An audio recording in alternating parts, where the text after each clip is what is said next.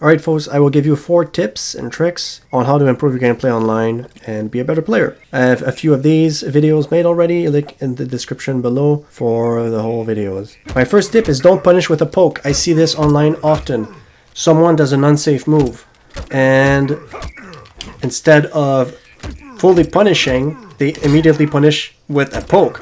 And that sucks because even they punish with a poke, but the next hits are going to be blockable. The only thing that you have after a poke is hit advantage. So it's your turn, you can go for it, but you only have hit advantage. So what you want to do is punish with a full combo, always. Get used to doing that. So for example, Iron Black is minus 15 here. It is punishable, that string. Okay, let's do it again. Okay, so here I can punish with a full combo. There you go, and I launch him. That's much better than poking. So punish with full combos, not with pokes. And punish rarely with grabs. Only punish with grabs when you're trying to throw them in the corner. Advice number 2. Since a recent patch, you can now OS your jumps. What does OS means? It means that you're doing something that puts you at an advantage regardless of outcome. Here's what I mean.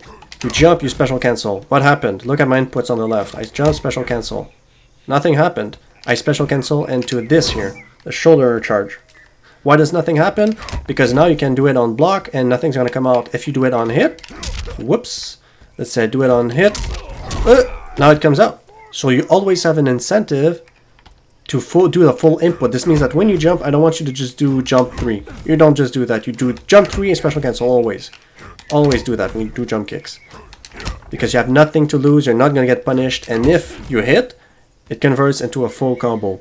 So always special cancel when jump kicks are occurring, when you do jump kicks. Alright, my third advice is in terms of risk, reward, and punishment. Now, my view is that when you play a 50-50 character like Shao Kahn, or especially a 50-50 character that has a grab, now we have grabs, real grabs in this game, is that you just let them grab you, because the grab is, it does a little bit less damage, and it does much less damage than a full combo, and eventually they're going to special cancel. For example, this guy is going to shoulder charge, and it's going to be on block, you're going to get a full combo punish. So in terms of 50-50s, what you want to do is accept the low damage and don't risk the high damage, things along those lines. When it comes to characters like Iron Black, there's a 50-50 kind of, there's a mind games in terms of his cut shot, right?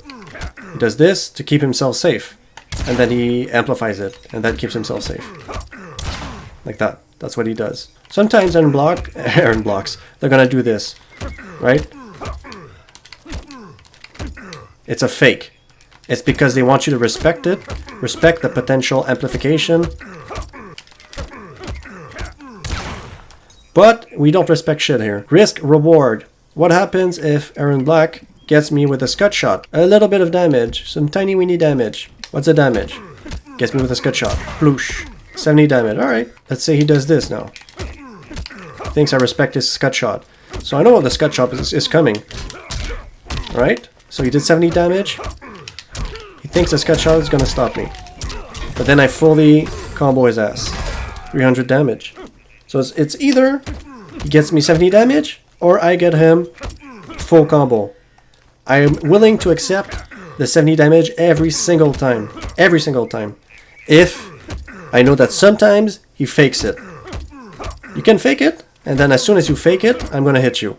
So risk, reward, matchup specific. Think about the damage that your opponent can get versus the damage that you can get. If your opponent can get just a little bit of damage versus you can get a lot of damage if you disrespect him, accept that you're going to take just a little bit of damage so that eventually you're going to get a lot of damage, just like in this scenario here. And my last tip is pretty elementary, but it's about reading your opponents. Learn patterns that repeat themselves. People tend to do the same things when it works.